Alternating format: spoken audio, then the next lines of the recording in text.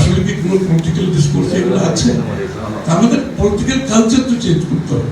যদি political culture বাংলাদেশে change না হয়, আমরা যদি আমাদের সহনশীলতা বাড়াতে না পারি, আমরা যদি আরেকজনের মতের সাথে ভিন্ন মত পোষণ করে রেসপেক্ট দেখাতে না পারি, তাহলে nothing will work. Quite honestly ডেমোক্রেটাইজেশনের কথা বলছি, আমরা ইকোনমিক ডেমোক্রেটাইজেশন কেউ আলাপ করছে যে বাংলাদেশের ডেমোক্রেসি খালি পলিটিক্যাল মানুষের তো ভোট দেওয়া হবে। বাংলাদেশের মানুষের ইকোনমিক ডেমোক্রেটাইজেশন মাধ্যমে তার অর্থনৈতিক অধিকার, এইগুলো নিয়ে তো কোনো ডিসকোর্স হচ্ছে না।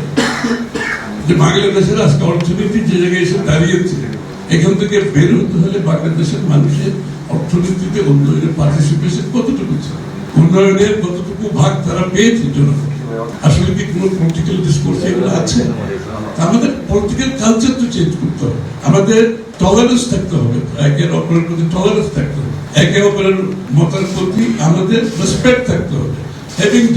আপনি ভিন্ন মত পোষণ করেও আরেকজনের মধ্যে আমরা রেসপেক্ট করতে পারলে অনেক সমস্যা তো সমাধান। আমরা পলিটিক্যাল কালচারের কথা বলছি না, সিস্টেম চেঞ্জ করো, এটা চেঞ্জ করো, সব সময় হবে না। কি যদি পলিটিক্যাল কালচার বাংলাদেশে চেঞ্জ না হয়, আমরা যদি আমাদের সহনশীলতা বাড়াতে না পারি, আমরা যদি আরেকজনের মতের সাথে ভিন্ন মত পোষণ করে রেসপেক্ট দেখাতে না পারি, তাহলে nothing will work. Quite honestly confrontational সাংঘর্ষিক রাজনীতির মাধ্যমে গণতন্ত্র কোনোদিন উত্তরণ করতে পারে।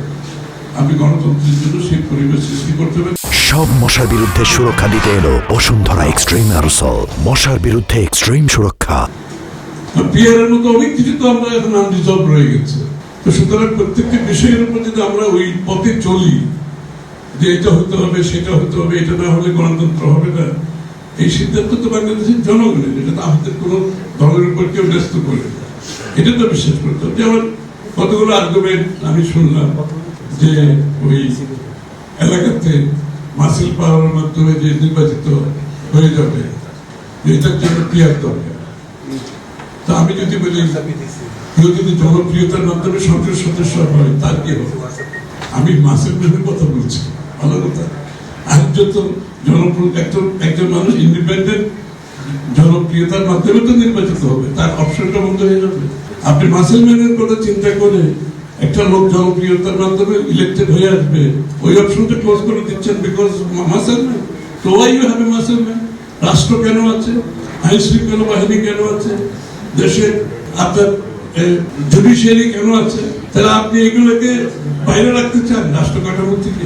আপনাকে তো এইগুলোকে রিফর্ম করতে হবে, এই জায়গাগুলো আপনাকে চেঞ্জ করতে হবে।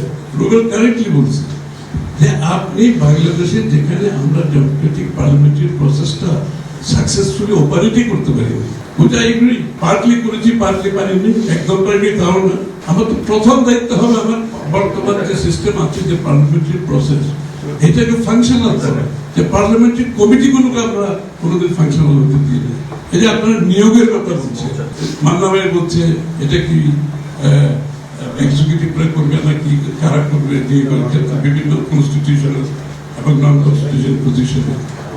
Parliamentary committees are playing in the democracy. America's the Senate hearing হচ্ছে, every important position আপনি Senate hearing হচ্ছে, লাইভ ব্রডকাস্ট হচ্ছে, সবাই দেখছে।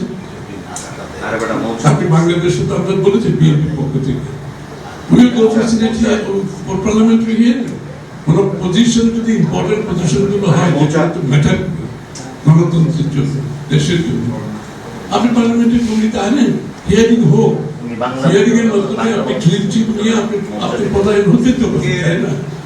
আপনি প্রত্যেকটি ব্যাপারে পার্লামেন্টারি কমিটিগুলো যদি তাদের রোলটা পেয়ে বলতে এই democracy all road leads to parliament, সেটা আপনি বিশ্বাস করতে হবে। আর সেটা যদি আপনি বিশ্বাস না করে পিয়ার পদ্ধতি করেন, যেই পদ্ধতি করেন, রেজাল্ট নিশ্চয়ই কোনো ডিফারেন্স তো হবে না।